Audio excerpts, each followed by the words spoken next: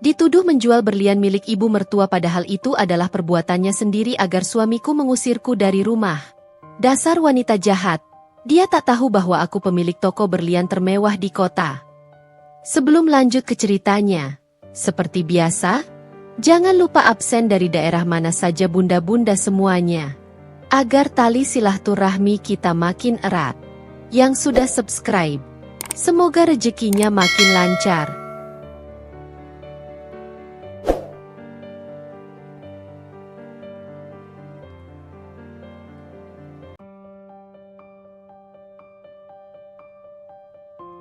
Namaku Rina.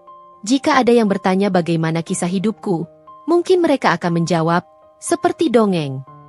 Aku menikahi Rangga, pria tampan, cerdas, dan berasal dari keluarga terpandang.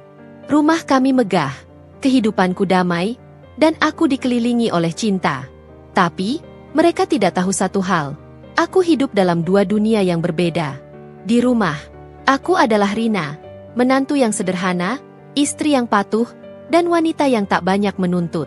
Aku bekerja di sebuah butik kecil bernama Kupu-Kupu Sutra. Sebuah pekerjaan yang sengaja kuciptakan untuk menjaga rahasia. Aku ingin Rangga mencintaiku apa adanya, bukan karena harta. Aku ingin ia melihatku sebagai wanita yang layak dicintai, bukan pemilik dari Pristine Diamond, toko perhiasan berlian termewah yang menghiasi jalan utama kota ini. Pristine Diamond adalah duniaku yang lain. Di sana, aku adalah Nyonya Rina, seorang pebisnis ulung yang tak kenal kompromi. Para desainer perhiasan terbaik dari seluruh dunia bekerja untukku. Berlian-berlian langka dari tambang-tambang terbaik melewati tanganku sebelum menjadi mahakarya.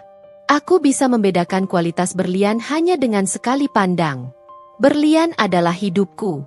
Rahasia ini berjalan dengan sempurna selama 3 tahun pernikahan kami. Rangga adalah suami yang sangat baik.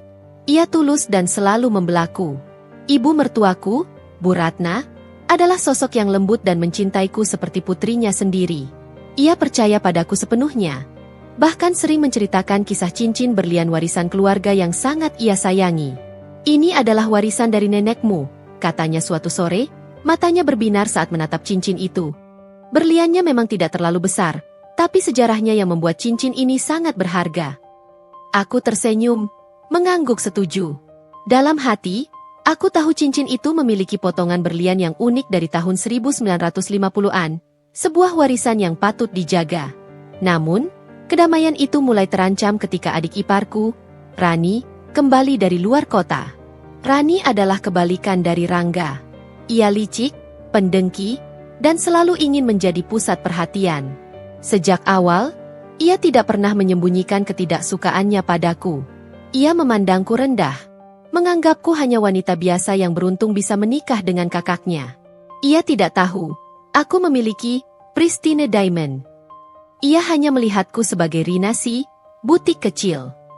Suatu hari, aku sedang menunggu kurir dari London yang membawa beberapa sampel berlian. Kurir itu salah alamat dan datang ke rumah. Dengan sigap, aku menerima paket tersebut, menyembunyikannya, dan berbohong pada Rangga bahwa itu adalah sampel kain dari butik. Namun, di balik tirai, ada sepasang mata yang mengintai. Mata itu milik Rani, yang sejak kedatangannya selalu mencurigai setiap gerak-geriku. Aku melihat Rani mengamati tumpukan katalog perhiasan yang kusembunyikan di laci kerjaku. Ia tak sengaja melihat logo Pristine Diamond di salah satu katalog itu. Wajahnya menunjukkan kebingungan, namun tatapannya berubah menjadi penuh perhitungan. Aku tahu, ia mulai menaruh curiga. Rani tidak akan membiarkan ketenangan kami bertahan. Ia akan mencari cara untuk menghancurkanku, dan aku harus siap. Namun, aku tak menyangka bahwa cara yang akan ia gunakan jauh lebih keji dan picik dari yang pernah kubayangkan. Ia tidak hanya ingin menyingkirkanku dari hidup Rangga, tapi juga ingin menghancurkan reputasiku, menggunakan satu-satunya benda yang paling disayangi oleh ibu mertuaku, sebuah cincin berlian. Sejak kepulangan Rani, suasana di rumah terasa sedikit berbeda. Sikapnya yang dingin dan penuh kecurigaan membuatku harus lebih berhati-hati. Aku tahu, Rani bukanlah tipe orang yang akan menyembunyikan niat buruknya terlalu lama. Ia seperti bom waktu, yang siap meledak kapan saja. Dan targetnya, aku tahu, adalah diriku. Di mata Rani, Aku adalah seorang wanita sederhana yang berhasil mendapatkan pangeran di keluarganya. Ia sering sekali melontarkan sindiran-sindiran kecil yang hanya bisa kupahami. Kak Rina, kok sering banget ya ada kurir datang ke rumah cuma buat kasih paket ke kakak? Tanyanya suatu siang saat kami sedang makan. Butik kakak segitu sibuknya ya? Aku tersenyum santai. Ya begitulah. Namanya juga bisnis. Jawabku, berusaha terdengar meyakinkan.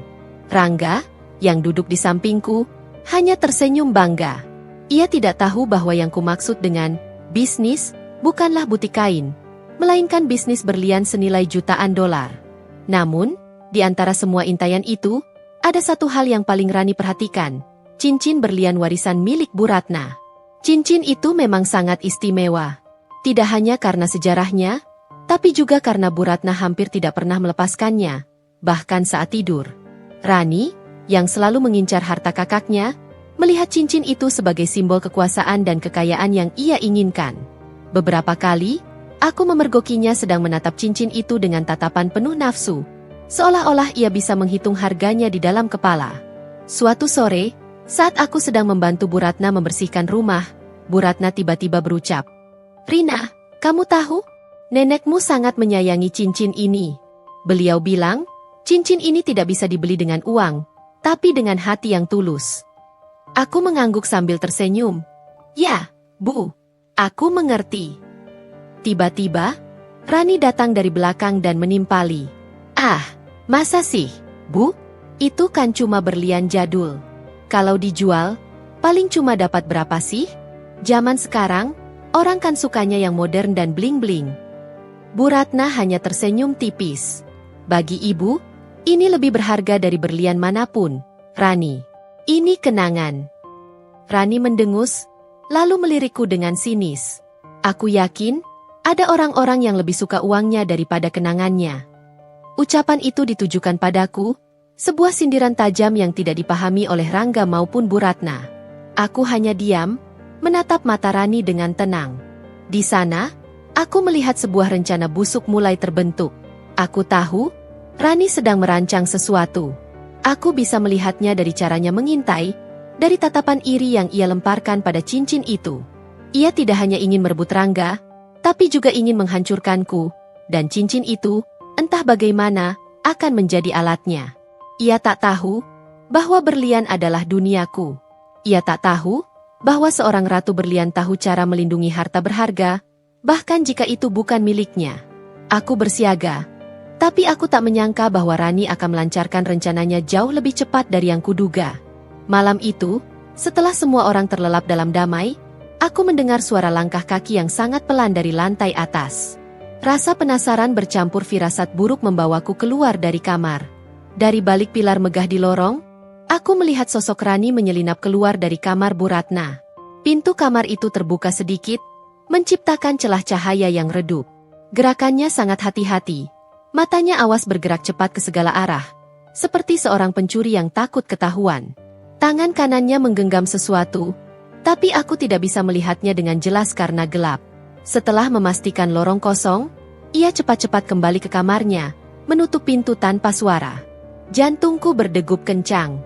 Firasat buruk yang selama ini kurasakan kini terasa nyata.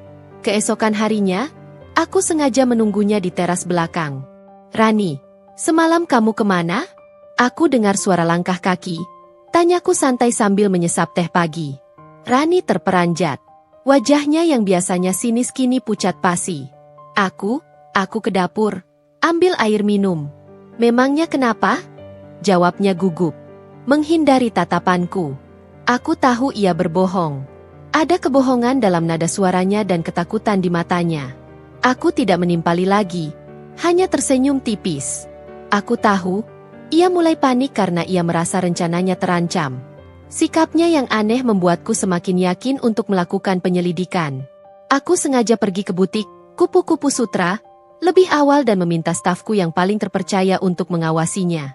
Aku tahu, Rani akan datang untuk mencari tahu tentang pekerjaanku. Benar saja, beberapa hari kemudian, pesan dari stafku masuk. "Nyonya, ada seorang wanita yang mengaku adik ipar Anda datang ke butik.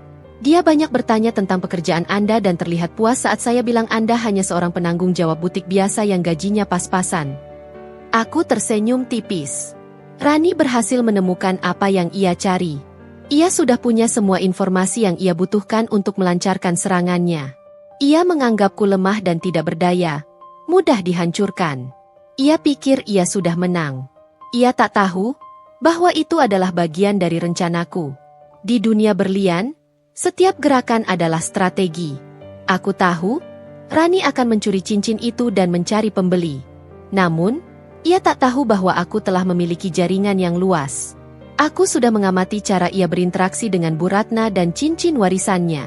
Ia sering, secara tidak sengaja, menjatuhkan cincin itu, seolah-olah ingin melihat reaksi Bu Ratna. Aku tahu, ia sedang mengukur keberaniannya sendiri. Ia juga secara teratur mengalihkan perhatian Bu Ratna saat mencuci piring atau saat Bu Ratna sibuk berkebun. Tentu saja, itu semua adalah bagian dari taktiknya untuk mencuri cincin itu. Puncaknya terjadi ketika Rani bertemu dengan seorang pria di sebuah kafe. Aku sudah meminta asisten pribadiku untuk mengikuti Rani. Asistenku berhasil mengambil foto mereka dari jauh. Pria itu adalah seorang maklar perhiasan kelas bawah yang pernah bermasalah dengan Pristine Diamond karena mencoba menjual berlian palsu. Firasatku semakin kuat. Rencana busuk ini sudah di depan mata. Rani tak hanya ingin menyingkirkanku. Ia ingin membuatku hancur dan membingkaiku sebagai wanita yang serakah, tak tahu diri, dan hanya mengincar harta. Aku tahu, aku harus bersiap. Rani akan melancarkan serangannya kapan saja. Ia akan mencuri cincin itu dan menuduhku. Aku harus memiliki strategi yang lebih cerdas dan lebih kuat. Aku akan membiarkannya bermain sesuai permainannya. Tapi pada akhirnya, akulah yang akan menjadi pemenang. 1 minggu setelah malam di mana Rani menyelinap keluar dari kamar Bu Ratna, segalanya terasa terlalu tenang. Ketenangan yang membuatku waspada. Aku tahu, ini adalah ketenangan sebelum badai. Firasatku terbukti benar pada suatu sore yang cerah. Saat aku sedang membantu Bu Ratna merangkai bunga mawar di ruang keluarga. Bu Ratna, dengan senyum di wajahnya, tiba-tiba menoleh ke meja samping. Senyum itu langsung sirna, digantikan oleh ekspresi panik. "Rina, cincinku! Cincinku hilang!" teriaknya, suaranya bergetar. Ia menunjuk ke sebuah wadah perhiasan kecil di atas meja. "Tadi aku letakkan di sini. Aku hanya ke dapur sebentar untuk mengambil vas." Jeritan Bu Ratna memilukan, membuat seisi rumah terkejut dan berhamburan ke arahnya. Rangga, yang sedang membaca koran, langsung meletakkannya dan bertanya dengan cemas. "Ada apa, Bu? Apa yang hilang?" "Cincin warisan." "Nak, cincin nenekmu," jawab Bu Ratna. Air mata mulai mengalir deras di pipinya yang keriput. Kepanikan menyelimuti rumah. Rangga segera meminta semua orang untuk mencari. Aku ikut mencari dengan hati yang sudah menduga apa yang akan terjadi. Rani, dengan ekspresi yang sangat meyakinkan, berpura-pura panik. Ia ikut mencari di setiap sudut ruangan, tapi matanya memancarkan kilatan kepuasan. Aku tahu, inilah saatnya ia melancarkan serangan. Ia menikmati setiap detik dari drama ini. Tak lama kemudian, Rani berteriak dari kamar Rangga. Ia keluar dengan wajah yang dibuat-buat syok. Di tangannya, ia memegang sebuah dokumen yang terlipat rapi. "Kak Rangga, aku menemukan ini. Di bawah bantal kakak." Rangga mengambil dokumen itu, matanya membelalak saat ia membukanya. Itu adalah sebuah kwitansi penjualan berlian. Kwitansi dari sebuah toko perhiasan kecil yang sama sekali tidak terkenal, Gemilang Perhiasan. Di sana, terpampang jelas foto cincin warisan keluarga, lengkap dengan rincian penjualan dan, yang paling mengerikan, namaku sebagai penjualnya. Tanggalnya tercatat 2 hari yang lalu, tepat di hari Rani kembali dari luar kota. Tidak mungkin. Ini tidak benar. Aku mencoba membela diri. Jantungku berdegup kencang, bukan karena takut atau panik, tapi karena marah. Rani sungguh-sungguh menggunakan cara kotor ini. Rani melangkah maju, wajahnya penuh kemarahan yang dibuat-buat. "Apalagi yang mau kakak bohongi? Bukti sudah jelas. Kamu menjual cincin ibu demi uang. Padahal, kami sudah menerima kakak dengan baik. Apa ini balasanmu?" Bu Ratna menangis tersedu-sedu. Ia menatapku dengan tatapan kecewa yang tak bisa disembunyikan. Matanya, yang biasanya memancarkan kehangatan, kini hanya dipenuhi kesedihan dan pengkhianatan yang mendalam. Rangga, suamiku yang selalu membelaku, kini hanya diam. Tangannya gemetar saat memegang kwitansi itu. Wajahnya dipenuhi kebingungan dan kekecewaan yang mendalam. Kebohongan yang ia lihat terasa lebih nyata dari kebenaran yang tidak bisa kuucapkan. Jebakan Rani berhasil. Aku tahu, pada saat ini, tidak ada yang akan percaya padaku. Kwitansi itu tampak begitu nyata dan bukti itu seolah tidak terbantahkan. Rani tidak tahu. Aku sudah mengantisipasi ini. Aku tahu persis toko, Gemilang Perhiasan. Itu. Pemiliknya adalah kenalan dari maklar perhiasan kelas bawah yang ia temui di kafe. Rani telah membuat kesalahan besar. Ia tidak hanya mencoba menjebakku, tapi juga menyeret orang lain ke dalam permainan kotornya. Dan aku memiliki semua informasi itu. Aku membiarkan kebohongan ini berkuasa untuk sementara. Aku akan membiarkan mereka. Tapi aku akan pastikan permainan ini akan berakhir dengan kehancuran Rani. Tangis Bu Ratna semakin menjadi. Ia tak mampu menahan kekecewaan mendalamnya.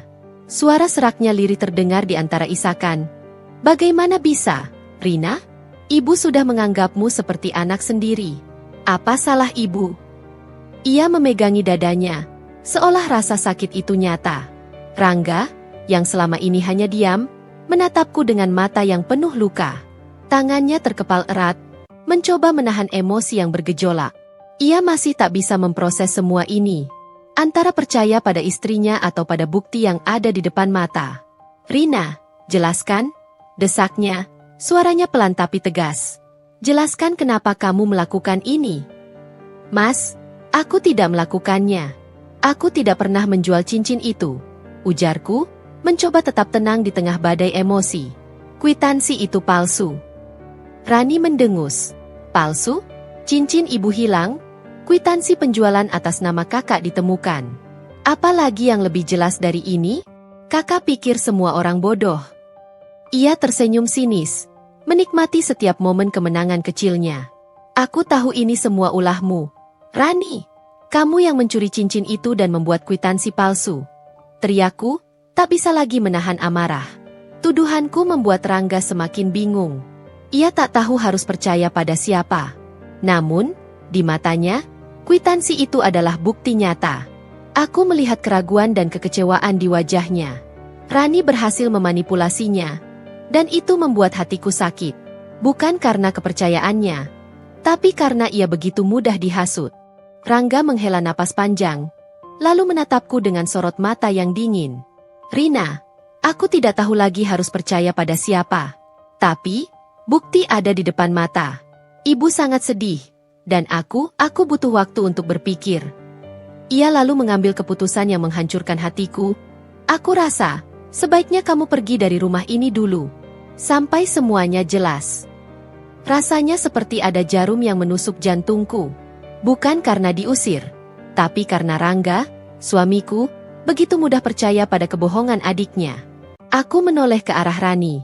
Ia tersenyum sinis. Wajahnya memancarkan kemenangan yang mutlak. Ia pikir ia berhasil menghancurkanku. Ia pikir ia berhasil menyingkirkanku dari hidup Rangga. Ia tidak tahu bahwa ia baru saja menyalakan api yang akan membakar dirinya sendiri.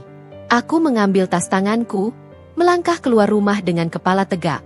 Air mataku memang mengalir. Tapi itu bukan air mata kesedihan, melainkan amarah dan janji. Aku akan pergi, tapi aku akan kembali. Rani pikir ia telah menang, tapi ia tidak tahu siapa yang ia hadapi.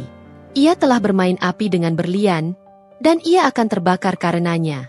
Ia tak tahu bahwa di balik penampilanku yang sederhana, aku adalah pemilik toko berlian termewah di kota, dan aku punya semua alat untuk membalas perbuatannya. Di luar gerbang rumah, aku menoleh ke belakang. Rangga masih berdiri di ambang pintu, menatapku dengan tatapan kosong. Aku tahu, ia akan menyesali ini. Aku akan kembali, dan saat aku kembali, kebenaran akan bersinar lebih terang dari berlian manapun. Pintu gerbang rumah Rangga tertutup di belakangku, menutup satu bab kehidupanku yang sempurna dan memulai babak baru yang penuh dengan amarah. Aku bukan lagi Rina, menantu yang sederhana.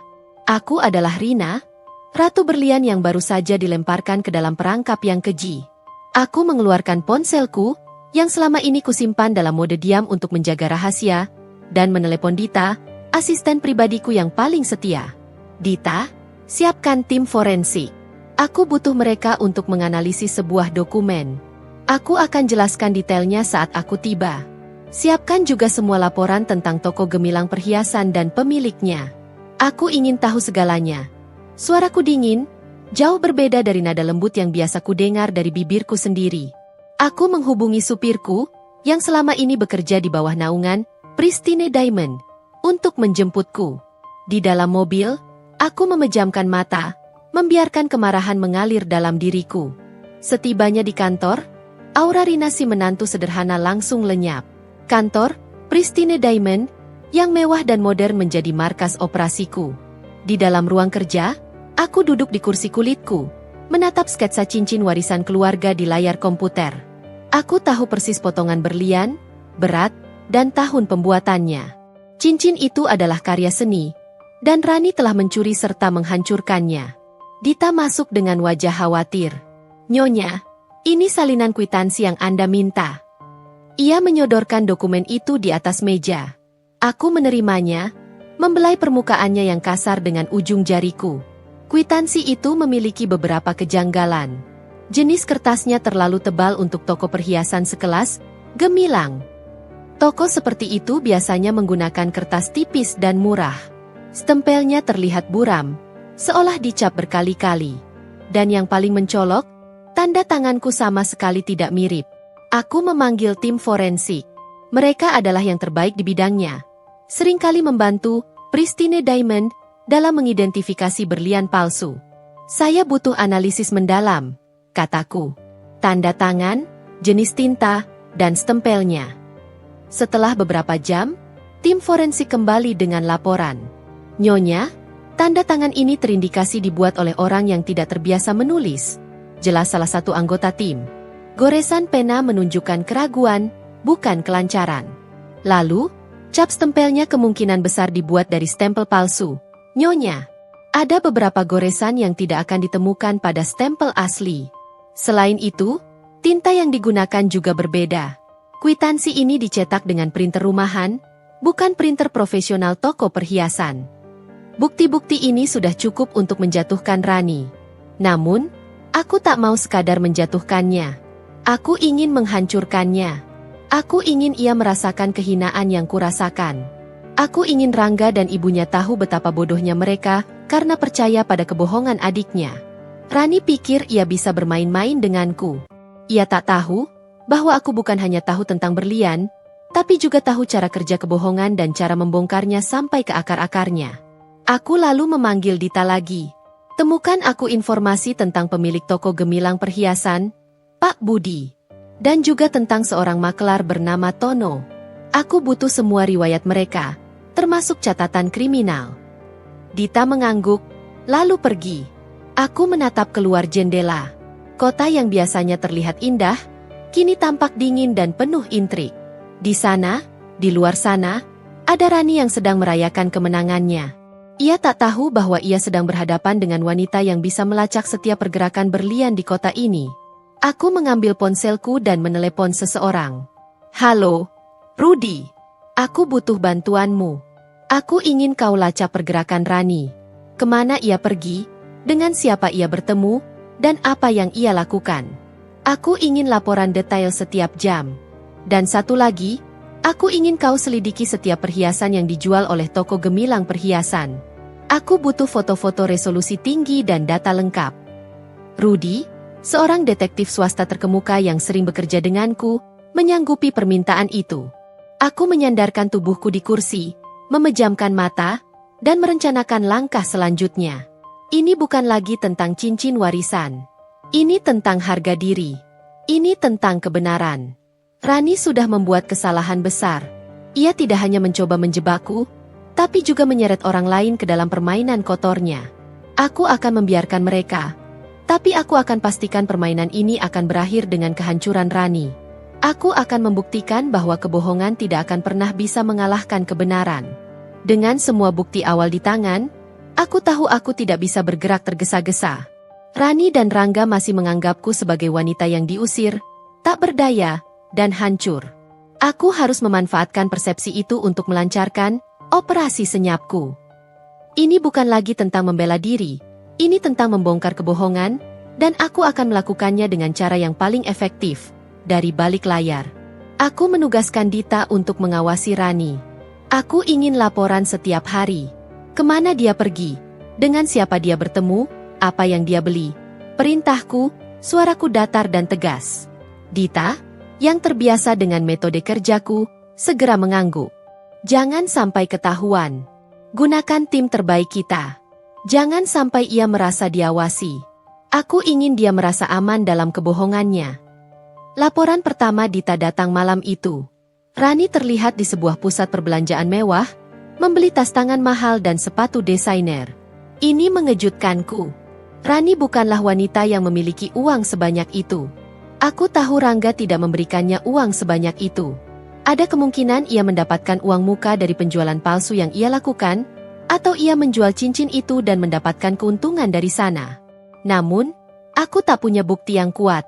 Aku hanya memiliki laporan, dan aku tahu itu tidak cukup untuk menjatuhkannya. Keesokan harinya, laporan lain masuk. Rani terlihat bertemu dengan Pak Budi, pemilik toko gemilang perhiasan, di sebuah kafe. Mereka terlihat berbisik-bisik, dan Rani menyerahkan sebuah amplop tebal. Ini adalah bukti nyata bahwa mereka bekerja sama. Aku meminta timku untuk mengambil foto dari jarak jauh dan merekam percakapan mereka. Sempurna. Bisikku pada diri sendiri. Rekaman itu akan menjadi senjata ampuh. Sementara itu, aku mulai mencari informasi tentang Rangga. Aku tahu, ia pasti merasa bersalah. Aku ingin tahu seberapa jauh ia mencoba menyelidiki kasus ini. Aku meminta seorang detektif swasta untuk mengawasinya. Laporan yang masuk sangat menarik. Rangga terlihat mengunjungi butik Kupu-Kupu Sutra, tempat aku bekerja. Ia bertanya pada staf di sana tentang aku. Stafku, yang sudah kuperintahkan untuk merahasiakan identitasku, hanya menjawab bahwa aku adalah seorang karyawan yang baik, bertanggung jawab, dan dicintai oleh semua orang. Rangga terlihat kecewa, seolah ia mengharapkan sesuatu yang lebih dari sekadar kebaikan. Ia ingin menemukan celah, alasan, yang bisa membenarkan tindakanku. Namun, ia tidak menemukannya. Satu hal lagi yang Rangga lakukan, yang membuatku sedikit terkejut. Ia terlihat mengunjungi toko gemilang perhiasan, dan bertanya tentang penjualan cincin berlian. Ia mencoba mencari tahu apakah aku benar-benar menjualnya. Namun, Pak Budi, yang sudah bersekongkol dengan Rani, menyangkal dan mengatakan bahwa ia tidak tahu apa-apa. Rangga pergi dengan tangan kosong, dan ia terlihat sangat bingung. Kebingungan itu yang akan menjadi kunci. Aku tahu, Rangga mulai ragu. Ia mulai curiga bahwa ada sesuatu yang tidak beres. Rani, di sisi lain, terlalu percaya diri dengan rencananya. Ia berpikir aku tidak berdaya, padahal ia tidak tahu bahwa aku punya semua alat untuk menjatuhkannya. Aku akan terus mengumpulkan bukti, menunggu saat yang tepat untuk melancarkan serangan balasku. Aku akan memastikan, ketika kebenaran terungkap, tidak akan ada satupun yang bisa membela Rani. Aku lalu memanggil Dita. Aku ingin kau temukan salinan data penjualan perhiasan dari toko gemilang perhiasan selama 1 bulan terakhir. Aku ingin tahu persis kapan cincin itu dijual dan oleh siapa. Aku tahu itu akan sulit, tapi Dita adalah yang terbaik. Lalu, aku ingin kau selidiki juga rekening Bank Rani. Aku ingin tahu setiap transaksi yang masuk dan keluar. Laporan-laporan mulai mengalir deras. Dari tim forensik, dari detektif swasta, dan dari Dita. Aku punya semua informasi yang kubutuhkan. Bukti-bukti yang tak terbantahkan. Sebuah kwitansi palsu, rekaman pertemuan rahasia Rani dan Pak Budi, serta bukti pengeluaran Rani yang tak masuk akal. Semua ini adalah bom waktu yang siap meledak. Rani tidak tahu, ia sedang menggali kuburannya sendiri. Ia tidak tahu bahwa ia sedang berhadapan dengan wanita yang tidak hanya tahu tentang berlian, tetapi juga tentang kebohongan dan cara membongkarnya. Aku akan memastikan, permainan ini akan berakhir dengan kehancuran Rani. Sejak Rina pergi, rumah terasa hampa. Hening yang memekakan telinga, diselingi tangisan lirih ibunya. Ranjang yang biasanya hangat kini terasa dingin, seolah Rina tak pernah ada. Rangga tidak bisa tidur. Setiap malam, Ia memikirkan Rina, menimbang-nimbang setiap kata yang Rina ucapkan, dan membandingkannya dengan bukti yang ada di tangannya. Kwitansi itu adalah bukti yang terlalu kuat, tapi ada keraguan yang terus menggerogoti hatinya. Sikap Rina yang begitu yakin saat membantah tuduhan, tatapan amarahnya yang bukan karena takut, melainkan karena merasa difitnah, terus menghantuinya. Rasa bersalah dan kerinduan mendorong Rangga untuk memulai penyelidikannya sendiri. Ia tidak bisa diam saja dan membiarkan semuanya berakhir seperti ini. Ia harus menemukan kebenaran, apapun itu. Langkah pertamanya adalah mengunjungi butik Kupu-Kupu Sutra, tempat Rina bekerja. Ia berharap menemukan celah, sesuatu yang bisa membenarkan tindakannya. Tapi ia tidak menemukannya. Yang ia dapatkan hanyalah cerita tentang Rina yang ramah, pekerja keras, dan jujur. Bu Rina itu orangnya baik, Pak. Dia selalu membantu kami kalau ada masalah, kata salah satu stafnya. Dia bukan tipe orang yang serakah. Kami semua kaget Bu Rina dipecat. Kata-kata itu bagai belati yang menusuk hati Rangga. Ia lalu pergi ke toko Gemilang Perhiasan, tempat yang tertera di kwitansi. Toko itu tampak kumuh, jauh dari kesan toko perhiasan yang menjual berlian berharga. Ia bertanya pada Pak Budi, sang pemilik, tentang penjualan cincin berlian itu. Pak Budi, yang sudah bersekongkol dengan Rani, menyangkal. Maaf, Pak. Saya tidak pernah menjual cincin itu. Kwitansi itu mungkin palsu, katanya. Wajahnya terlihat gugup. Matanya seringkali menghindari tatapan Rangga. Rangga pulang dengan tangan kosong. Kepalanya penuh kebingungan. Mengapa Pak Budi mengatakan kwitansi itu palsu?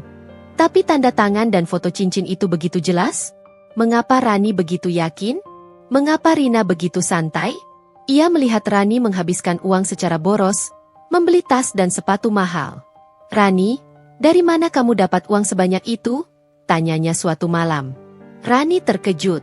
Aku dapat bonus dari pekerjaan baruku. Kenapa, Kak? Jawabnya gugup. Rangga bisa melihat kebohongan di matanya. Ia tidak pernah memberitahunya tentang pekerjaan baru itu. Ia mulai merasa ada sesuatu yang tidak beres. Ia lalu diam-diam memeriksa rekening bank Rani, dan menemukan beberapa transferan uang yang mencurigakan dari Pak Budi, pemilik toko Gemilang Perhiasan. Transferan itu terjadi beberapa hari setelah cincin itu hilang. Kecurigaannya semakin kuat. Ia lalu mencoba menghubungi Rina, tapi Rina tidak mengangkat teleponnya. Ia mengirim pesan, tapi pesannya tidak dibalas. Hatinya sakit. Ia tahu, ia telah membuat kesalahan besar. Ia telah mengusir wanita yang ia cintai. Ia telah mempercayai adiknya yang licik dan pendengki. Ia harus menemukan kebenaran, dan ia harus memohon maaf pada Rina.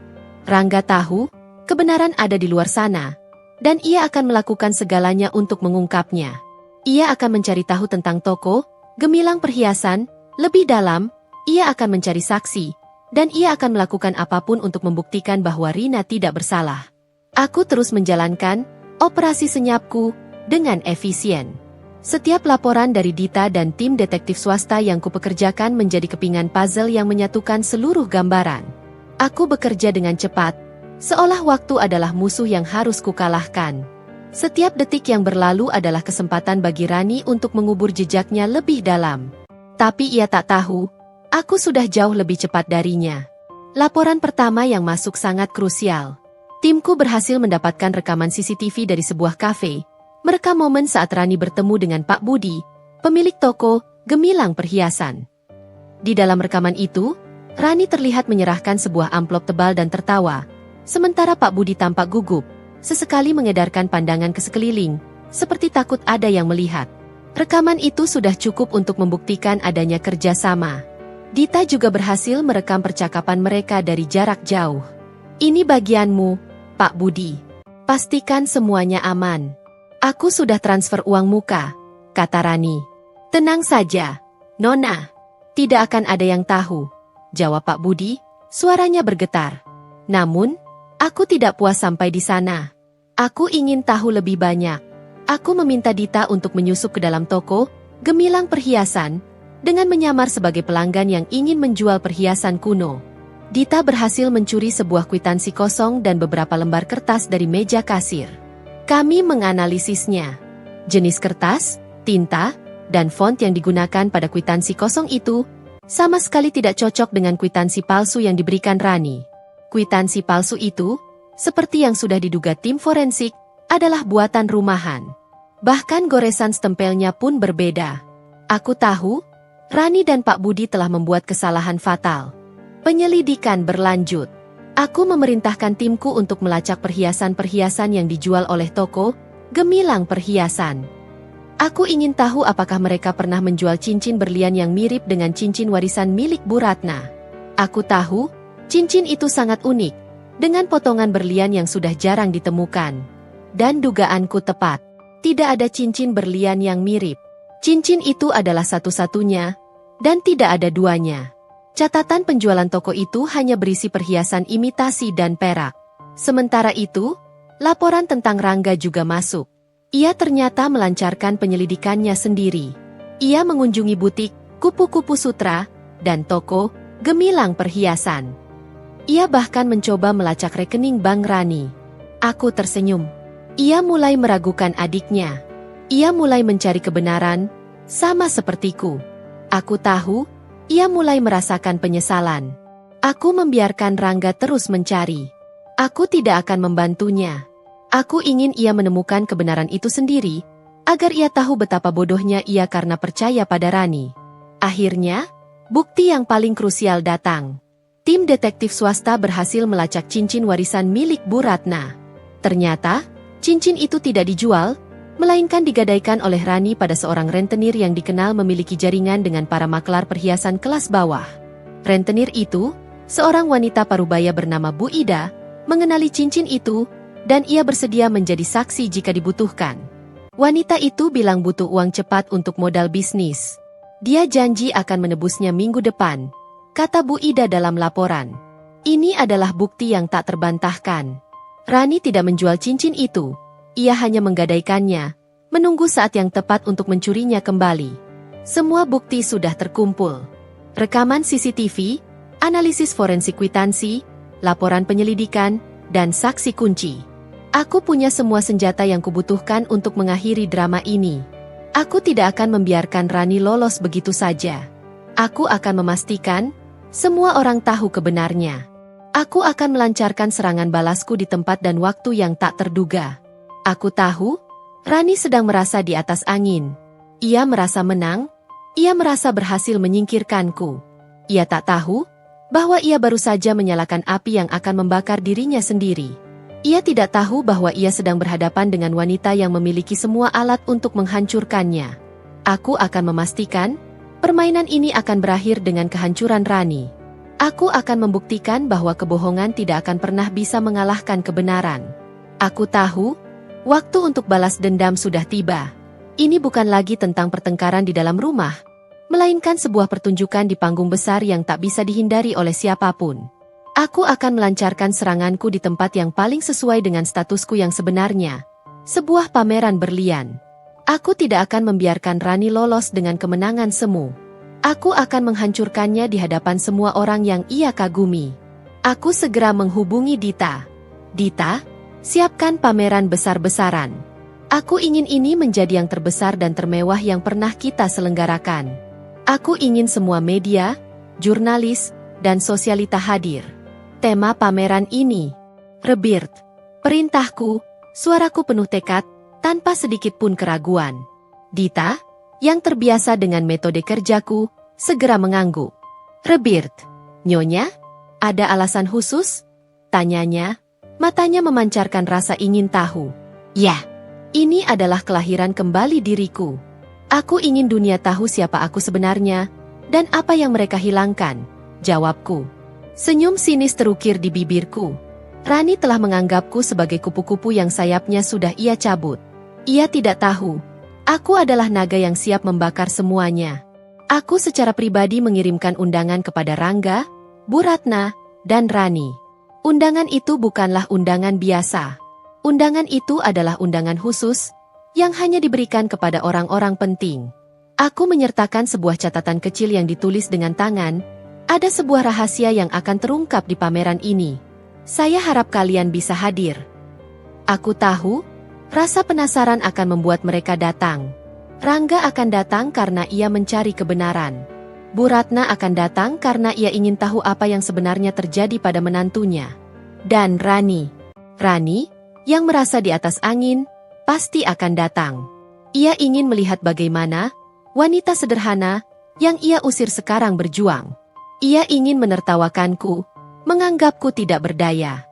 Ia tak tahu bahwa pameran ini adalah jebakan yang akan mengakhiri riwayatnya. Pada hari pameran, suasana Pristine Diamond terasa hidup. Lampu-lampu kristal berkilauan, musik klasik mengalun lembut, dan berlian-berlian terbaik kami dipajang di etalase kaca yang berkilau. Di tengah keramaian, mataku bertemu dengan Rangga, Bu Ratna, dan Rani. Rangga terlihat terkejut. Matanya membelalak tak percaya. Ia melihatku, bukan sebagai Rina yang sederhana, melainkan sebagai Rina yang elegan, berkuasa, dan menawan. Gaun malam berwarna merah yang kukenakan, dihiasi dengan kalung berlian yang harganya bisa membeli seluruh toko, gemilang perhiasan, membuatnya terpana. Ia tidak pernah melihatku seperti ini. Bu Ratna menatapku dengan wajah penuh kebingungan, dan Rani menatapku dengan tatapan sinis, seolah ia masih menganggap ini hanyalah sebuah lelucon. Ia tidak percaya bahwa aku, wanita yang ia usir, adalah pemilik dari Pristine Diamond.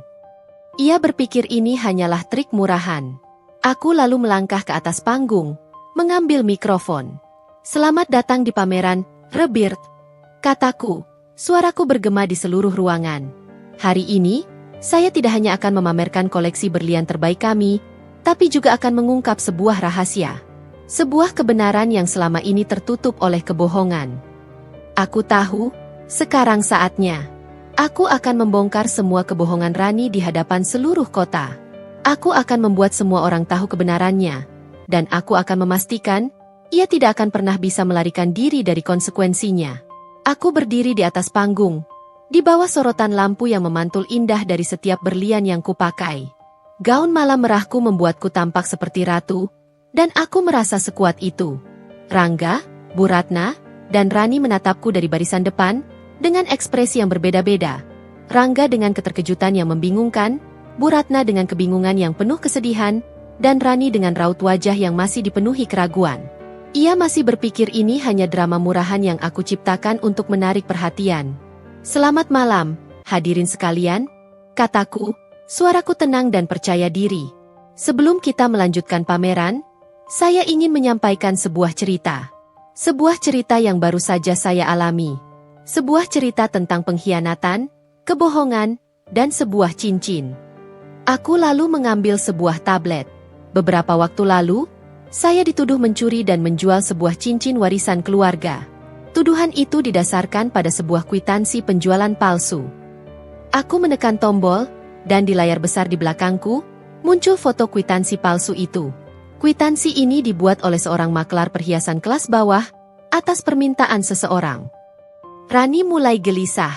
Ia berbisik-bisik pada Rangga, "Kakak ipar hanya mencari perhatian. Jangan dengarkan dia. Ini semua bohong." Namun, Rangga tak mendengarkannya. Ia terlalu fokus pada layar di belakangku. Ia melihat detail-detail kwitansi itu, dan ia tahu itu adalah kwitansi yang ia pegang beberapa waktu lalu. Aku lalu menekan tombol lagi. Saya meminta tim forensik saya untuk menganalisis kwitansi ini. Tanda tangan yang ada di sana bukan tanda tangan saya. Stempelnya palsu, dan kertasnya tidak cocok dengan toko yang tertera di sana. Aku lalu menekan tombol lagi. Saya meminta tim forensik saya untuk menganalisis kwitansi ini. Tanda tangan yang ada di sana bukan tanda tangan saya. Stempelnya palsu, dan kertasnya tidak cocok dengan toko yang tertera di sana. Aku lalu menekan tombol lagi. Ini adalah rekaman CCTV dari sebuah kafe. Anda akan melihat siapa yang memberikan perintah untuk membuat kwitansi palsu ini. Di layar, muncul rekaman Rani yang sedang duduk bersama Pak Budi, pemilik toko Gemilang Perhiasan. Terlihat jelas Rani memberikan amplop tebal, dan mereka berdua berbicara dengan raut wajah penuh konspirasi. Ruangan menjadi hening. Rangga menoleh ke arah Rani, matanya memancarkan amarah dan pengkhianatan. Bu Ratna menutup mulutnya, tak percaya. Aku lalu melanjutkan, kwitansi ini palsu. Dan cincin itu tidak dijual. tapi digadaikan. Aku lalu menampilkan foto cincin itu di tangan seorang rentenir, lengkap dengan tanda tangan Rani. Ini adalah bukti bahwa Rani, adik ipar saya, yang mencuri cincin itu. Ia menggadaikannya untuk membeli tas dan sepatu mewah. Rani langsung berdiri. Tidak, itu tidak benar. Ini semua fitnah. Teriaknya, suaranya pecah. Ia mencoba lari dari ruangan itu, tapi beberapa stafku yang sudah berjaga-jaga langsung menghadangnya. Rangga, yang sudah tidak bisa menahan amarahnya, berdiri dan berteriak. Rani, apa yang kamu lakukan? Katakan yang sebenarnya. Di panggung, aku menatap Rani dengan tatapan dingin. Sekarang, siapa yang bodoh? Rani, kamu pikir aku, seorang pemilik toko berlian, akan mencuri cincin murahmu? Kamu tak tahu, berlian yang kupakai sekarang, harganya bisa membeli seluruh riwayatmu. Rani menatapku, matanya dipenuhi ketakutan dan kebencian. Ia tahu, ia telah kalah. Semua rencananya terbongkar. Ia tak bisa lagi bersembunyi di balik kebohongannya. Rani, yang kini dikepung oleh para stafku yang telah berjaga-jaga, tak bisa lari kemana-mana. Wajahnya yang tadinya penuh kesombongan kini pucat pasi, dan ia terus menggelengkan kepalanya, mencoba menyangkal kebenaran yang begitu jelas. Ruangan pameran yang tadinya dipenuhi bisikan kagum kini menjadi hening. Semua mata, dari para sosialita hingga jurnalis, tertuju padanya. Ia kini menjadi pusat perhatian, bukan karena kecantikannya, melainkan karena kebohongannya. Rani, katakan yang sebenarnya. Rangga maju, suaranya dipenuhi amarah yang membara. Kenapa kamu melakukan ini? Cincin itu warisan ibu. Rani menatapku, matanya dipenuhi kebencian. Ia tahu, aku sudah mengalahkannya. Aku sudah merusak semua rencananya. Ia tak bisa lagi bersembunyi. Tangisnya pecah, bukan tangis penyesalan, melainkan tangis kekalahan. Aku tidak suka Rina. Dia mengambilmu dariku. Dia beruntung, dia punya segalanya. Teriaknya, mengakui semua kebohongan yang ia ciptakan. Aku hanya ingin kalian membencinya. Aku ingin dia pergi dari rumah. Pengakuan Rani membuat Bu Ratna menangis. Ia tak percaya putri yang ia sayangi bisa melakukan hal sekeji itu. Ia menatap Rani dengan tatapan kecewa, lalu menoleh padaku dengan tatapan menyesal. Ia tak tahu harus berbuat apa. Putri yang ia sayangi ternyata telah membohonginya, dan menantu yang ia usir ternyata telah membuktikan kejujurannya. Di atas panggung, aku menatap mereka semua. Seperti yang Anda dengar, ini semua adalah kebohongan yang diciptakan oleh kebencian, kataku. Rani mencuri cincin itu, menggadaikannya, dan membuat kwitansi palsu untuk menjebak saya. Rangga menatapku, matanya dipenuhi penyesalan. Rina, aku minta maaf. Aku bodoh karena percaya pada Rani. Aku tidak tahu. Aku tidak menjawabnya. Aku hanya menatapnya. Aku tidak ingin membalas dendam padanya, tapi aku ingin ia merasakan rasa sakit yang kurasakan. Aku ingin ia tahu betapa bodohnya ia karena percaya pada adiknya. Aku lalu menghubungi seseorang. Halo, Pak Polisi. Saya Rina, pemilik Pristine Diamond. Ada kasus pencurian dan fitnah di sini. Saya ingin Anda datang dan membawa pelakunya. Beberapa polisi yang sudah kupanggil tiba di lokasi, dan mereka segera membawa Rani pergi. Rani, yang tadinya penuh kesombongan, kini menjadi wanita yang hancur dan hina. Ia tak tahu bahwa berlian yang ia gadaikan itu, harganya tak sebanding dengan kehancuran yang ia dapatkan.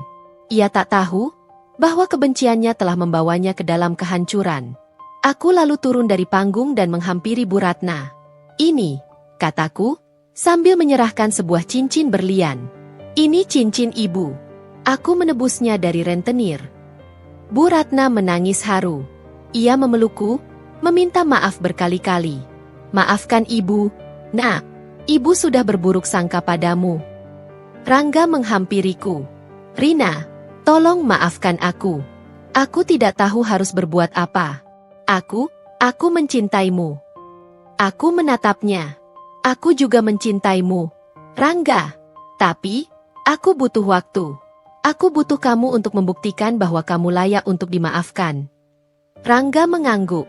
Ia tahu, ia harus berjuang untuk mendapatkan hatiku kembali. Ia tahu, ia harus membuktikan bahwa ia bukan pria yang bodoh dan mudah dimanipulasi. Ia tahu, ia harus membuktikan bahwa ia layak untuk menjadi suamiku. Setelah kekacauan di pameran berlian, suasana di dalam mobil terasa hening. Aku mengantar Bu Ratna pulang. Di kursi belakang, ia tidak henti-hentinya meminta maaf. Wajahnya yang keriput dipenuhi air mata penyesalan. Rina, maafkan ibu. Ibu sudah berburuk sangka padamu. Ibu sungguh bodoh, percaya pada Rani, ucapnya sambil menggenggam tanganku yang dingin. Genggaman tangannya terasa tulus, tapi rasa sakit itu masih ada. Rasanya tidak mudah untuk melupakan bagaimana ia dan Rangga begitu cepat mengusirku, hanya karena sebuah kwitansi palsu. Tidak apa-apa, Bu. Saya mengerti. Jawabku, suaraku terdengar lelah. Aku membalas genggamannya, mencoba meyakinkannya bahwa aku memang memaafkannya. Tapi rasa sakit itu tidak bisa hilang begitu saja. Di depan rumah, Rangga sudah menunggu. Wajahnya terlihat berantakan, matanya merah, seolah ia tidak tidur semalaman. Ia maju, mencoba menyentuh tanganku, tapi aku menariknya perlahan. Ia mengerti. Ia tahu, aku belum siap untuk disentuh olehnya. Rina, tolong maafkan aku, ucapnya, suaranya parau, dipenuhi penyesalan yang mendalam. Aku sangat menyesal. Aku akan melakukan apa saja untuk mendapatkanmu kembali. Aku menatap matanya. Maaf tidak semudah itu, Mas. Aku butuh waktu, jawabku. Aku tahu, ia benar-benar menyesal. Tapi, aku juga tahu, aku tidak bisa kembali begitu saja. Aku ingin ia membuktikan bahwa ia layak untuk mendapatkan kepercayaanku kembali. Aku akan buktikan. Rina, aku akan buktikan bahwa aku layak untukmu, katanya. Ia lalu menceritakan bagaimana ia juga mulai curiga pada Rani, bagaimana ia mencoba mencari tahu tentang kwitansi palsu itu, dan bagaimana ia mengunjungi toko gemilang perhiasan. Ia telah melakukan apa yang seharusnya ia lakukan, hanya saja terlambat. Aku bodoh. Rina, aku seharusnya percaya padamu. Aku seharusnya tidak mudah percaya pada Rani, katanya, air matanya menetes. Aku mendengarkan ceritanya dengan tenang. Aku tahu, Mas. Aku tahu kamu mencoba. Tapi, itu tidak cukup. Aku butuh kamu untuk benar-benar memahami dan menghormati diriku seutuhnya. Aku butuh kamu untuk tidak lagi mudah percaya pada orang lain. Aku butuh kamu untuk membuktikan bahwa kamu layak untuk mendapatkan kepercayaanku kembali. Aku lalu berpamitan pada mereka dan pergi, meninggalkan mereka dengan penyesalan dan harapan. Aku tahu, ini bukan akhir dari ceritaku, melainkan awal dari babak baru. Babak di mana aku akan kembali, tapi bukan sebagai Rina yang sederhana, melainkan Rina yang setara, dihormati, dan dicintai seutuhnya. Aku akan memberikan mereka waktu untuk merenung, untuk menyesali perbuatan mereka.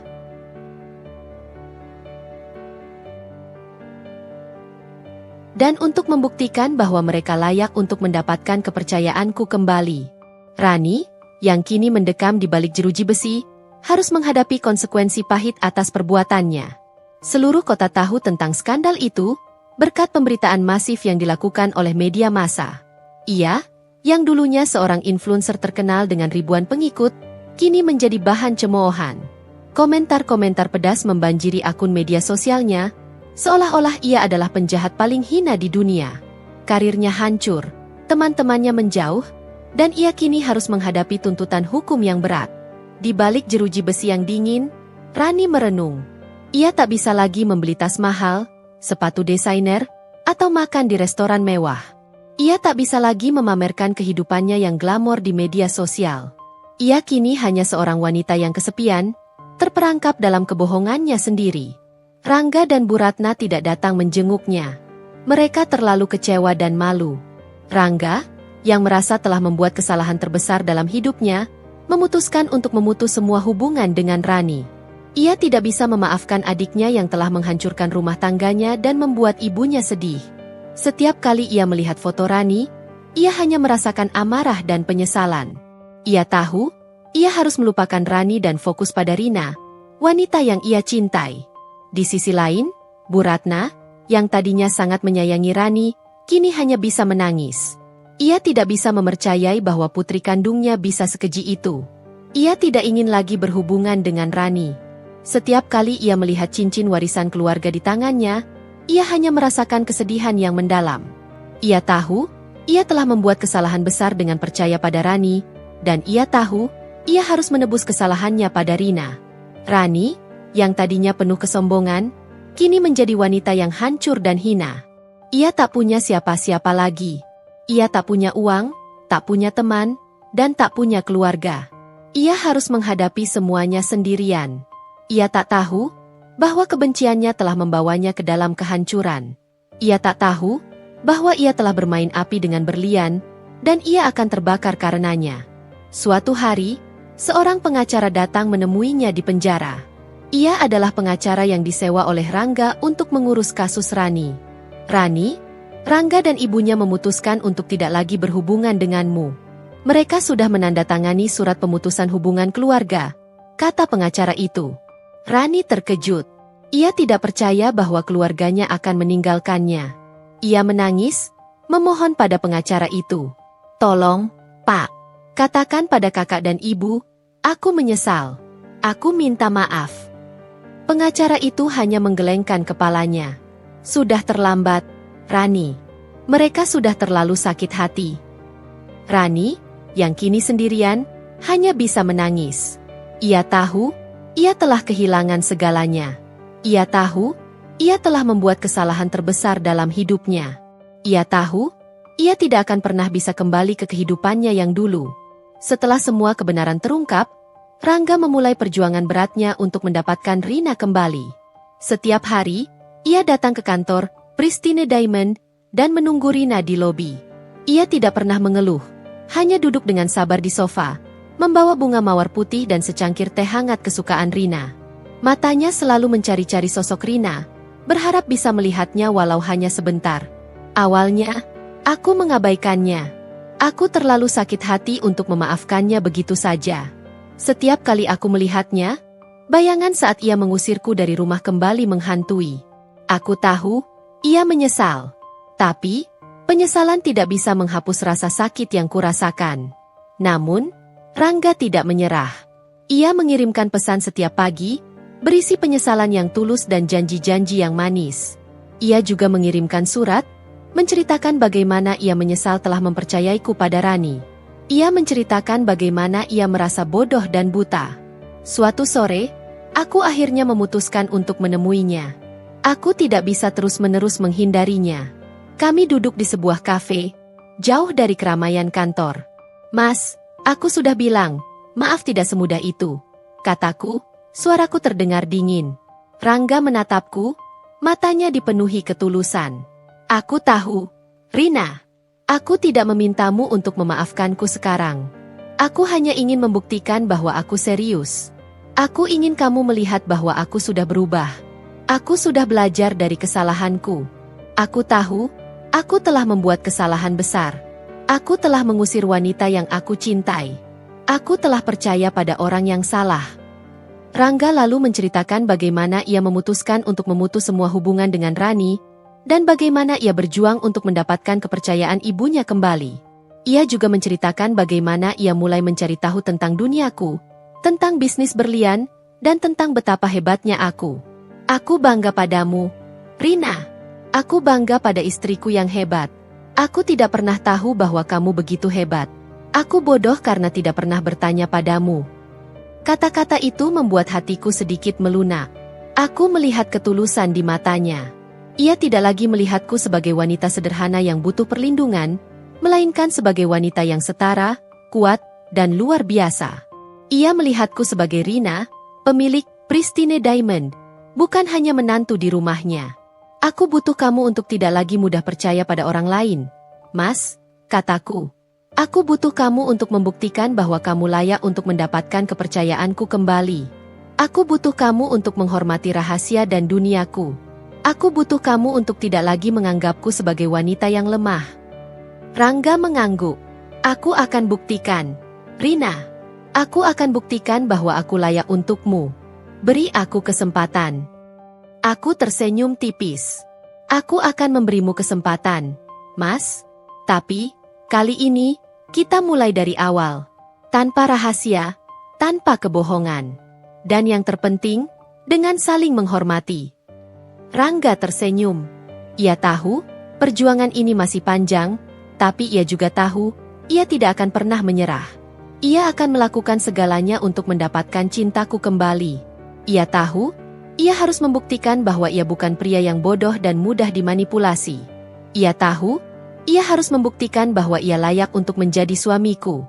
Ia akan berjuang untuk mendapatkan hatiku kembali. 1 tahun kemudian, kebahagiaan akhirnya menemukan jalannya kembali. Bukan kebahagiaan semu yang dibangun di atas rahasia, melainkan kebahagiaan sejati yang berfondasi pada kejujuran dan kepercayaan. Rangga berhasil membuktikan penyesalannya. Ia tidak hanya mendukungku dalam karir, tapi juga menjadi bagian penting dari Pristine Diamond. Ia belajar tentang berlian, ia belajar tentang bisnis, dan ia menjadi rekan kerjaku yang paling setia. Pagi itu, saat matahari baru saja terbit, Rangga sudah menyiapkan sarapan di dapur. Aromanya harum, memenuhi seluruh ruangan. Ia tidak lagi melihatku sebagai wanita yang harus dilindungi, melainkan sebagai pasangan yang setara. Ia tahu, aku bisa mengurus diriku sendiri. Hubungan kami tidak lagi didasarkan pada kebohongan dan rahasia. Kami memulai segalanya dari awal, dengan fondasi yang lebih kuat, rasa saling percaya dan menghormati. Bu Ratna juga meminta maaf, dan kini ia menjadi pelanggan setia di Pristine Diamond. Ia sering datang ke butikku, memuji setiap berlian yang kupajang. Ia tidak lagi menganggapku sebagai menantu, melainkan sebagai putri yang ia sayangi. Ia belajar dari kesalahannya, dan ia tahu, ia telah membuat kesalahan besar dengan percaya pada Rani. Suatu sore, saat kami sedang duduk di taman, Rangga menggenggam tanganku. "Aku bangga padamu, Rina," katanya, menatapku dengan mata yang penuh cinta. Aku bodoh karena tidak pernah tahu betapa hebatnya istriku. Aku minta maaf karena telah membuatmu menderita. Aku tersenyum. Aku juga bangga padamu, Mas. Kamu sudah membuktikan bahwa kamu layak untuk dimaafkan. Kamu sudah membuktikan bahwa kamu bukan pria yang bodoh dan mudah dimanipulasi. Kamu sudah membuktikan bahwa kamu layak untuk menjadi suamiku. Kehancuran Rani telah menjadi pelajaran berharga bagi kami. Ia tak tahu bahwa kebohongan yang ia ciptakan, pada akhirnya, telah membawa kami pada kebahagiaan sejati. Kebahagiaan yang didasarkan pada kejujuran, kepercayaan, dan cinta yang tulus. Kami tahu, kami tidak akan pernah bisa melupakan apa yang terjadi, tapi kami juga tahu, kami bisa belajar dari kesalahan kami dan menjadi lebih kuat. Aku menatap Rangga, dan aku tahu, aku telah menemukan kebahagiaan sejati. Aku tidak lagi harus menyembunyikan siapa diriku. Aku tidak lagi harus berpura-pura menjadi seseorang yang bukan aku. Aku adalah Rina, seorang ratu berlian, yang hidup bahagia bersama pria yang kucintai. Aku tahu, ini bukan akhir dari ceritaku, melainkan awal dari babak baru yang lebih indah. Babak di mana kami akan hidup bersama, saling mendukung, dan saling mencintai, tanpa rahasia dan kebohongan. 1 tahun berlalu, dan hidup Rina bersama Rangga terasa lebih lengkap dari yang pernah ia bayangkan. Setelah badai besar yang hampir menghancurkan segalanya, hubungan mereka kini berdiri kokoh di atas fondasi kejujuran dan saling menghormati. Rangga tidak hanya menjadi suami yang baik, tapi juga partner bisnis yang andal. Ia dengan cepat belajar tentang seluk-beluk industri berlian, dan ide-ide segarnya membawa Pristine Diamond ke tingkat yang lebih tinggi. Mereka bekerja sama, membangun kerajaan bisnis mereka dengan tangan mereka sendiri. Kebahagiaan dan kedamaian sejati yang mereka impikan akhirnya tercapai. Namun, di tengah kebahagiaan itu, sebuah ancaman tak terduga muncul. Suatu pagi, saat Rina sedang mengecek stok berlian dari koleksi terbaru, Dita, asisten pribadinya, datang dengan wajah panik. "Nyonya, ada berita buruk," katanya. Suaranya bergetar. Toko perhiasan baru, The Empress, baru saja buka. Mereka menawarkan berlian dengan harga yang jauh lebih murah dari kita. Penjualan kita menurun drastis dalam seminggu terakhir. Rina tahu, ini bukan sekadar persaingan biasa. Ia meminta Dita untuk mencari informasi lebih lanjut tentang The Empress. Laporan yang masuk membuatnya terkejut. Toko perhiasan itu menawarkan berlian dengan kualitas yang sama seperti Pristine Diamond, tapi dengan harga yang jauh lebih rendah. Mereka menggunakan metode pemasaran yang agresif, menargetkan pelanggan Pristine Diamond dengan diskon besar-besaran dan janji-janji manis. Rangga mencoba menenangkan Rina. Tenang, Rina. Kita akan mencari cara.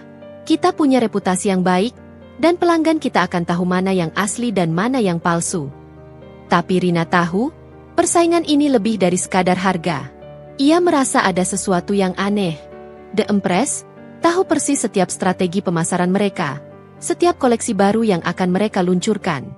Seolah-olah ada mata-mata di dalam perusahaan mereka. Rina mulai mencurigai beberapa stafnya. Ia tidak bisa lagi percaya pada siapapun, kecuali Rangga dan Dita. Di tengah kebingungan itu, sebuah surat misterius datang. Surat itu tidak memiliki nama pengirim, hanya sebuah pesan singkat. Apakah kau pikir kau bisa menang dariku? Aku akan menghancurkanmu, dan aku akan mengambil semua yang kau miliki. Tanda tangan di bawah pesan itu hanyalah sebuah siluet mahkota, simbol dari The Empress. Rina menatap surat itu, lalu menoleh pada Rangga. Ini bukan sekadar persaingan, Mas. Ini adalah dendam. Seseorang yang ingin menghancurkan kita. Seseorang yang tahu kita. Rangga membaca surat itu, dan matanya membelalak. Ia tahu, ada seseorang yang ingin menghancurkan mereka. Ia tidak tahu siapa, tapi ia tahu, ia harus melindungi Rina dan bisnis mereka. Ia tidak akan membiarkan sejarah terulang kembali. Ia tidak akan membiarkan Rina menderita lagi. Mereka tahu, mereka harus bersiap. Musuh baru telah datang, dan kali ini, mereka tidak akan membiarkan diri mereka tertipu lagi. Mereka harus bersatu, dan mereka harus menggunakan semua kekuatan mereka untuk melawan ancaman baru ini. Konflik baru ini bukan hanya tentang bisnis, tapi juga tentang cinta, kepercayaan, dan perjuangan untuk mempertahankan kebahagiaan yang telah mereka bangun dengan susah payah. Rina dan Rangga tidak membuang waktu. Surat misterius itu adalah deklarasi perang, dan mereka tidak akan membiarkan musuh mereka menang. Mereka mulai menyelidiki The Empress dengan metode yang sama seperti saat Rina membongkar kebohongan Rani. Kali ini, mereka jauh lebih berpengalaman, lebih berhati-hati, dan lebih cepat. Mereka tahu, musuh mereka tidak akan segan-segan menggunakan cara kotor, jadi mereka harus siap. Aku butuh kalian untuk mencari tahu siapa pemilik The Empress, perintah Rina pada timnya. Aku ingin tahu segalanya, riwayatnya, koneksinya, dan bagaimana ia mendapatkan modalnya. Aku juga ingin tahu setiap transaksi yang terkait dengan mereka. Rina tidak mau kecolongan lagi. Ia tahu, setiap detail kecil bisa menjadi kunci untuk mengungkap kebenaran. Dita, yang kini menjadi kepala operasional Pristine Diamond, segera bergerak. Ia menggunakan semua koneksinya di dunia perhiasan untuk mencari tahu tentang pesaing baru mereka. Awalnya, tidak ada yang tahu siapa pemiliknya. The Empress beroperasi di balik tirai, menggunakan perusahaan cangkang dan nama samaran. Nama-nama yang tercantum di dokumen perusahaan semuanya palsu. Namun, Rina tahu, tidak ada kebohongan yang bisa bertahan selamanya. Ia meminta timnya untuk melacak setiap jejak, setiap transaksi, dan setiap pengiriman yang terkait dengan The Empress. Mereka melacak setiap berlian yang mereka jual, setiap pengiriman yang mereka terima, dan setiap transaksi yang mereka lakukan. Mereka menggunakan teknologi canggih untuk melacak setiap jejak digital. Dan dugaannya benar. Setelah beberapa hari penyelidikan intensif, mereka menemukan sebuah nama. Nama itu sangat familiar. Nama itu adalah Sandra, seorang desainer perhiasan yang pernah bekerja di Pristine Diamond, namun dipecat karena sering mencuri ide dan menjualnya kepada pesaing. Sandra selalu iri pada Rina.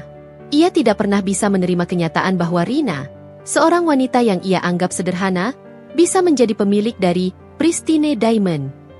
Ia berjanji akan membalas dendam. Rina mengingatnya dengan baik. Sandra adalah wanita yang licik, ambisius, dan tak segan-segan melakukan apa saja untuk mendapatkan apa yang ia inginkan. Namun, ada hal lain yang membuat mereka terkejut. Sandra tidak bekerja sendirian. Ia bekerja sama dengan seseorang yang mereka kenal. Seseorang yang juga memiliki dendam pada Rina. Seseorang yang kini mendekam di balik jeruji besi. Rina dan Rangga menatap laporan itu. Nama itu terpampang jelas di sana. Rani. Rani, yang seharusnya mendekam di penjara, ternyata memiliki koneksi dengan Sandra. Ia membantu Sandra dengan modal dan informasi dari dalam Pristine Diamond. Ia telah menggunakan sisa-sisa koneksinya di luar sana untuk menghancurkan Rina. Ia bahkan menyuruh Sandra untuk menulis surat misterius itu. Aku tidak percaya ini, kata Rangga, wajahnya memucat. Rani, lagi-lagi Rani. Dia tidak pernah berubah. Dia tidak akan pernah berubah, Mas, jawab Rina. Kebencian telah membutakannya. Ia tidak akan pernah bisa melihat kebenaran. Mereka tahu, mereka harus bersiap. Kali ini, mereka tidak akan membiarkan Rani menang. Mereka akan menghancurkan The Empress. Dan mereka akan memastikan Rani mendapatkan hukuman yang setimpal. Mereka akan menunjukkan pada Rani bahwa kebohongan tidak akan pernah bisa mengalahkan kebenaran. Rina dan Rangga tahu, mereka harus bertindak cepat dan strategis. Surat misterius itu bukan hanya ancaman, tapi juga deklarasi perang. Kali ini, mereka tidak akan hanya membela diri, tapi juga akan menyerang balik. Pengalaman pahit dari konflik dengan Rani telah mengajarkan mereka untuk tidak meremehkan musuh dan selalu selangkah lebih maju. Mereka tidak akan membiarkan kebahagiaan yang telah mereka bangun dengan susah payah hancur untuk kedua kalinya.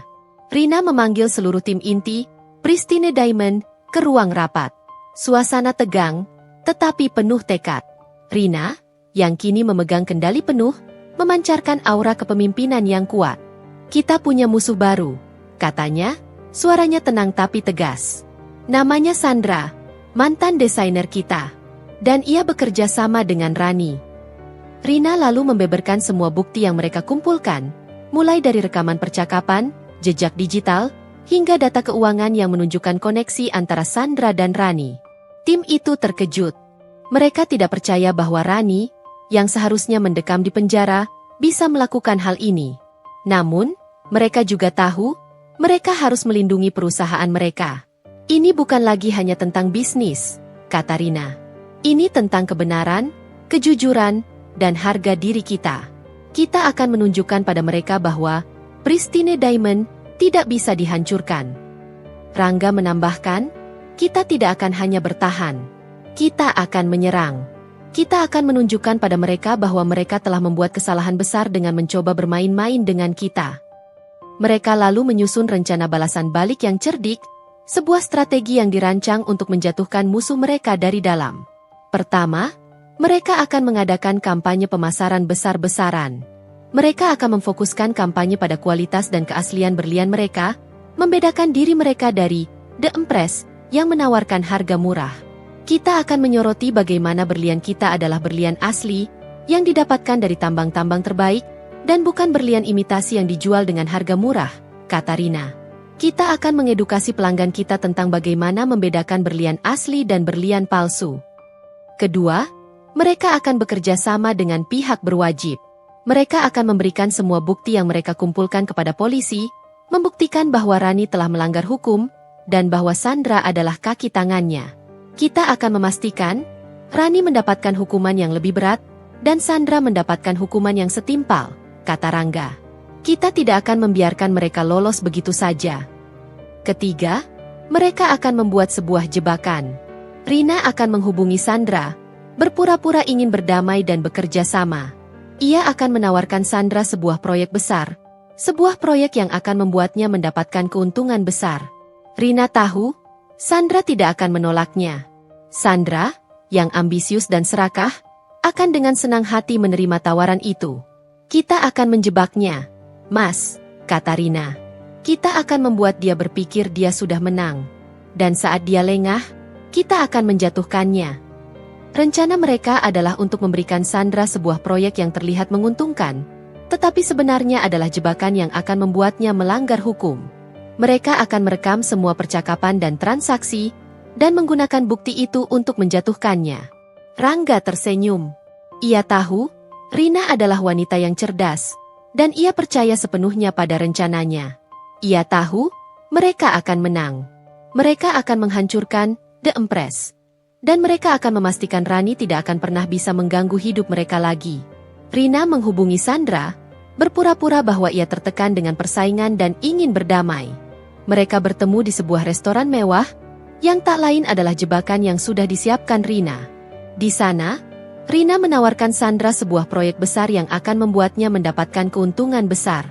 "Sandra, aku tahu kamu hebat. Aku ingin kita bekerja sama. Aku akan memberimu proyek besar, tapi ada syaratnya. Kita harus menggunakan berlian palsu, dan kita akan membagi keuntungannya." Mata Sandra berbinar-binar. Ia tidak tahu bahwa Rina telah merekam semua percakapan mereka. Ia dengan senang hati menerima tawaran itu. Ia berpikir, ia akhirnya berhasil mengalahkan Rina. Ia tidak tahu bahwa ia baru saja masuk ke dalam perangkap yang Rina ciptakan. Beberapa hari kemudian, Rina dan Sandra bertemu lagi. Kali ini, Rina memberikan Sandra sebuah berlian palsu, dan meminta Sandra untuk menjualnya pada pelanggan, Pristine Diamond. Sandra, yang serakah, tidak menyadari bahwa ia telah melanggar hukum. Ia mengambil berlian itu, dan pergi. Rina dan Rangga menunggu. Mereka tahu, Sandra akan segera ditangkap. Dan benar saja. Beberapa jam kemudian, polisi menangkap Sandra. Ia dituduh melakukan penipuan dan pencurian. Saat diinterogasi, Sandra mengaku. Ia menceritakan semuanya, tentang bagaimana ia bekerja sama dengan Rani, dan bagaimana mereka berencana untuk menghancurkan Pristine Diamond. Berita itu menjadi skandal besar. The Empress ditutup, dan Rani, yang seharusnya mendekam di penjara, mendapatkan hukuman yang lebih berat. Rani, yang tadinya penuh kesombongan, kini harus menghadapi kenyataan pahit. Ia telah kalah.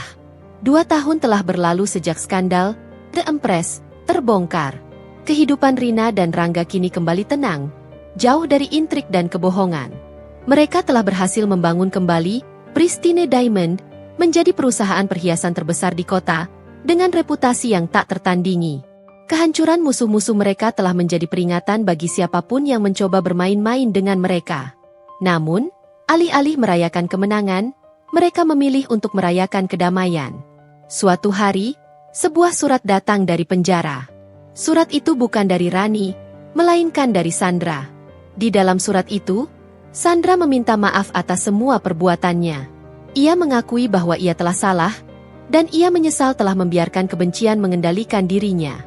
Ia juga menceritakan bahwa Rani, yang kini mendapatkan hukuman yang lebih berat, telah berubah. Rani, yang tadinya penuh kesombongan, kini menjadi wanita yang lebih pendiam dan introspektif. Ia juga telah meminta maaf, dan ia berharap, suatu hari nanti, Rina dan Rangga bisa memaafkannya. Rina dan Rangga membaca surat itu, dan mereka tahu, mereka telah menemukan kedamaian sejati. Mereka telah memaafkan musuh-musuh mereka, dan mereka telah melepaskan semua kebencian. Mereka tahu, dendam hanya akan menghancurkan mereka. Rina menoleh pada Rangga, dan ia tersenyum. "Kita telah menang, Mas. Bukan hanya karena kita mengalahkan musuh-musuh kita, tapi karena kita telah mengalahkan diri kita sendiri. Kita telah memilih untuk memaafkan, bukan membalas dendam." "Kamu benar, Rina," jawab Rangga. "Kita telah membuktikan bahwa cinta dan kejujuran akan selalu menang. Kita telah membuktikan bahwa kebahagiaan sejati tidak bisa dibangun di atas kebohongan. Kita telah belajar dari kesalahan kita, dan kita telah menjadi lebih kuat."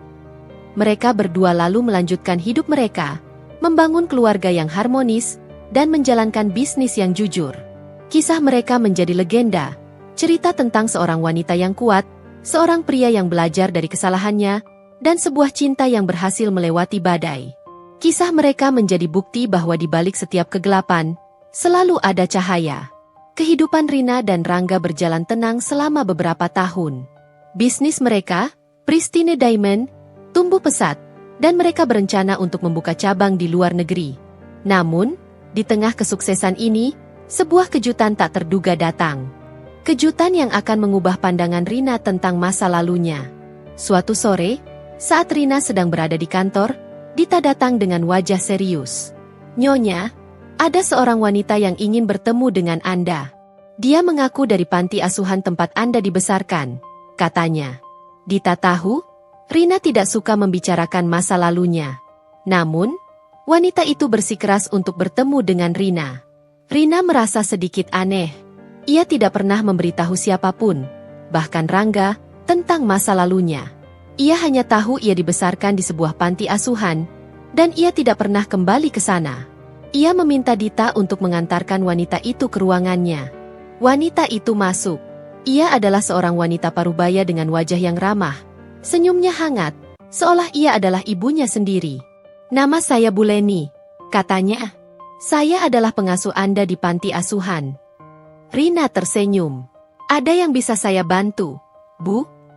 Bu Leni lalu menceritakan sesuatu yang mengejutkan. "Rina, Anda bukan anak yatim piatu. Anda memiliki seorang ayah. Dia meninggalkan Anda di panti asuhan karena ia tidak mampu membesarkan Anda. Tapi ia tidak pernah melupakan Anda. Ia selalu mengirimkan uang untuk Anda. Dan ia juga yang meminta saya untuk merahasiakan identitas Anda. Ia ingin Anda memiliki kehidupan yang lebih baik." Rina terkejut. Ia tidak percaya bahwa ia memiliki seorang ayah. Ia selalu berpikir ia sendirian. Ia selalu berpikir ia adalah anak yatim piatu. "Lalu, di mana dia sekarang?" tanyanya. Suaranya bergetar. Dia sudah meninggal. "Tapi, sebelum meninggal, ia meninggalkan sesuatu untuk Anda," jawab Bu Leni. Ia lalu menyerahkan sebuah kotak kayu tua yang terlihat usang. Rina membuka kotak itu, dan di dalamnya, ia menemukan sebuah surat dan sebuah cincin berlian. Cincin itu adalah cincin yang sama dengan cincin warisan keluarga Rangga. Rina terkejut. Bagaimana mungkin? Ia menatap cincin itu, lalu menoleh pada Bu Leni. "Bu, ini cincin yang sama dengan cincin ibu mertua saya." Bu Leni hanya tersenyum. "Baca surat itu, Rina." Rina lalu membaca surat itu. "Rina, jika kamu membaca surat ini, berarti ayah sudah tidak ada. Aku adalah ayahmu. Aku meninggalkanmu di panti asuhan karena aku tidak punya uang. Aku ingin memberimu cincin ini, tapi aku tidak bisa. Cincin ini adalah warisan keluarga kita. Aku menjualnya, dan aku menggadaikannya. Aku ingin kamu mengambilnya kembali. Maafkan ayah, Rina." Air mata Rina mengalir. Ia tidak percaya. Cincin yang menjadi konflik di awal cerita, ternyata adalah cincin warisan keluarganya sendiri. Dan ia telah membuat Rangga dan ibunya berpikir bahwa cincin itu adalah cincin warisan keluarga mereka. Ia harus menceritakan semuanya pada Rangga. Ia harus memberitahunya bahwa cincin itu bukan milik keluarga mereka, melainkan miliknya. Rina pulang dengan hati yang berat. Kotak kayu tua itu digenggamnya erat-erat, seolah takut akan menghilang. Ia harus menceritakan semuanya pada Rangga, tapi ia tidak tahu bagaimana caranya. Bagaimana ia bisa menjelaskan bahwa cincin yang telah menyebabkan begitu banyak konflik dan rasa sakit, ternyata adalah miliknya sendiri? Bagaimana ia bisa membuat mereka mengerti bahwa ia tidak pernah bermaksud menyembunyikan kebenaran itu? Malam itu, setelah makan malam, Rina mengumpulkan keberanian. Ia membawa kotak itu ke ruang keluarga. Rangga, yang sedang membaca buku, menatapnya dengan heran. "Ada apa, Rina? Kamu terlihat cemas." Rina membuka kotak itu, dan mengeluarkan surat dan cincin itu. "Mas, aku harus jujur," katanya, suaranya bergetar. Aku menemukan ini hari ini. Cincin ini bukan warisan keluarga ibu. Ini cincin warisan keluargaku." Rangga terkejut. Ia mengambil surat itu, membacanya, dan menatap cincin itu. "Rina, apa ini benar?" Rina mengangguk. Air matanya mengalir. "Aku tidak tahu. Aku tidak pernah tahu aku punya ayah. Aku selalu berpikir aku anak yatim piatu." Rangga memeluknya erat. "Rina, ini tidak mengubah apa-apa. Aku mencintaimu. Masa lalumu tidak akan pernah mengubah perasaanku padamu." Bu Ratna, yang mendengar percakapan itu, masuk ke ruangan. Ia menatap Rina dan Rangga, lalu melihat cincin itu. Ia mengenali cincin itu. "Rina, ibu minta maaf. Ibu tidak pernah tahu," katanya, suaranya dipenuhi penyesalan. Rina menatap Bu Ratna. Cincin ini sudah ada di keluarga saya sejak lama. Saya tidak pernah tahu. Saya tidak pernah tahu kalau itu milik saya," katanya. "Saya minta maaf karena telah membuat semua orang percaya kalau itu warisan keluarga ibu." "Tidak, Rina. Bukan kamu yang salah. Ibu yang salah. Ibu terlalu mudah percaya pada Rani, jawab Bu Ratna. Tapi sekarang, ibu mengerti. Ibu mengerti kenapa kamu begitu gigih memperjuangkan cincin itu. Rina dan Rangga tahu, kebenaran itu telah membebaskan mereka. Mereka tidak lagi harus hidup dalam kebohongan. Mereka tahu, mereka bisa memulai babak baru, dengan fondasi yang lebih kuat. Mereka tidak lagi hanya sekadar keluarga karena pernikahan, tetapi terikat oleh cerita masa lalu yang unik dan ikatan emosional yang mendalam.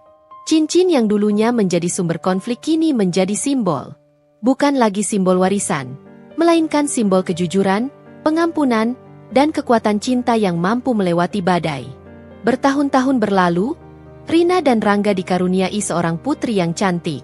Mereka memberinya nama Cincin, untuk menghormati dan mengenang perjalanan yang mereka lalui. Cincin tumbuh menjadi gadis yang cerdas dan berbudi luhur, sama seperti ibunya. Rina dan Rangga menceritakan kisahnya kepada Cincin, tidak sebagai cerita sedih, melainkan sebagai cerita tentang keberanian, pengampunan, dan bagaimana kebenaran akan selalu menemukan jalannya. Pristine Diamond terus berkembang. Mereka membuka cabang di berbagai negara, dan menjadi salah satu perusahaan perhiasan terbesar di dunia. Rina tidak lagi hanya dikenal sebagai pemilik Pristine Diamond, melainkan juga sebagai Ratu Berlian. Ia dan Rangga sering memberikan ceramah tentang bagaimana kejujuran dan integritas adalah kunci keberhasilan, tidak hanya dalam bisnis, tapi juga dalam kehidupan. Di suatu sore, Rina, Rangga, dan Cincin duduk di taman. Cincin bertanya, "Ibu, kenapa cincin itu begitu penting?" Rina tersenyum, lalu menatap Rangga. Cincin itu penting karena ia mengajarkan ibu dan ayah bahwa kebahagiaan sejati tidak bisa dibangun di atas kebohongan. Cincin itu penting karena ia menyatukan kita, dan ia membuat kita menjadi lebih kuat. Rangga mengangguk, lalu mencium kening Rina. Mereka tahu, cerita mereka telah berakhir, tapi warisan mereka akan terus hidup. Warisan tentang keberanian untuk berdiri tegak di tengah badai, dan tentang cinta yang mampu menyembuhkan luka.